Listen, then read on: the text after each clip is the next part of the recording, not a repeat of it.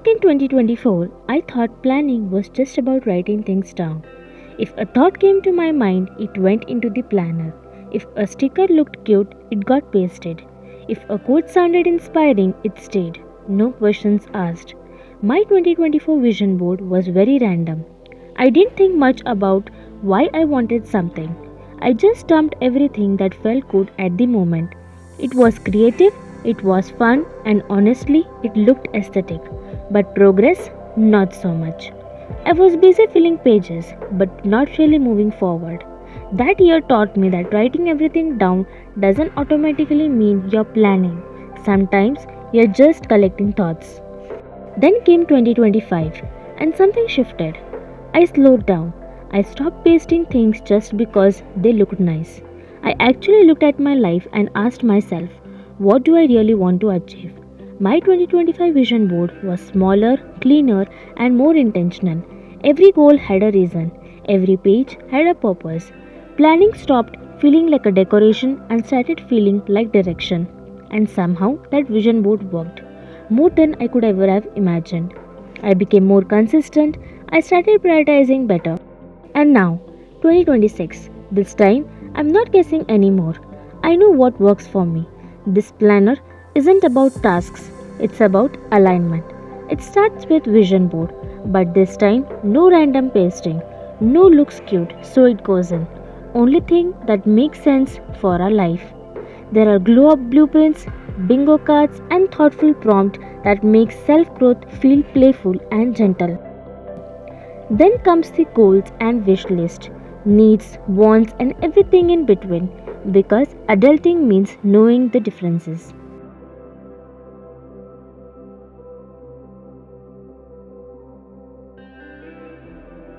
I love how the planner includes timeline and priority setting pages.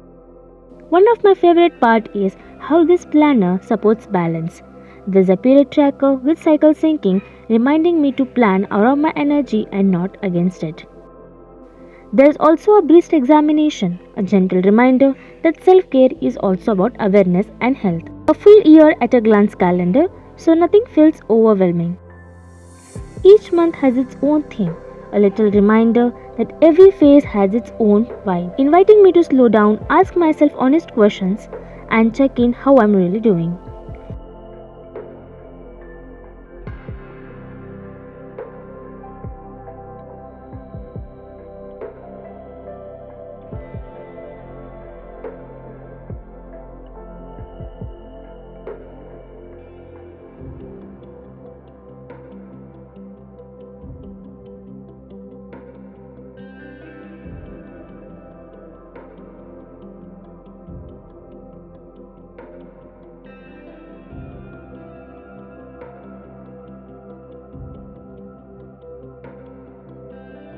Midway through the year, there's a half time rest, a reminder that you don't have to start again, you can simply start.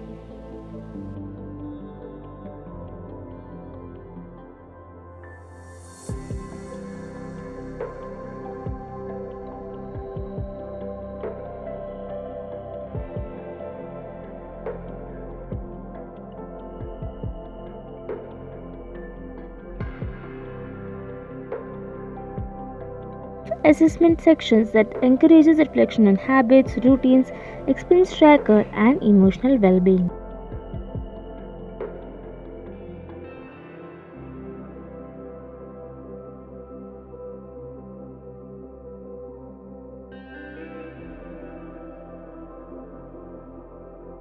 This part of my planner is where memories meet structure.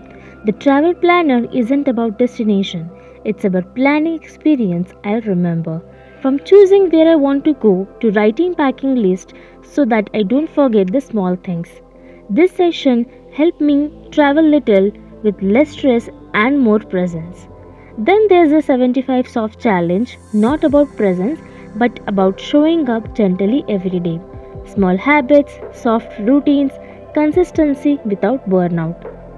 A place to collect memories, movements, and ideas from 2026. Things that make smile, things that inspire me, things I don't want to forget. Just for half baked ideas because not everything needs to make sense right away. Some ideas just need a safe place to exist until they are ready. Brain dump pages are where my mind gets quiet. Every thought goes here. No filter, no order, just release. And there are coloring pages, a reminder that planning doesn't always have to be productive. Sometimes it just needs to be peaceful and fun. This planner isn't about controlling life, it's about holding space for you, for memories, for growth, and for becoming.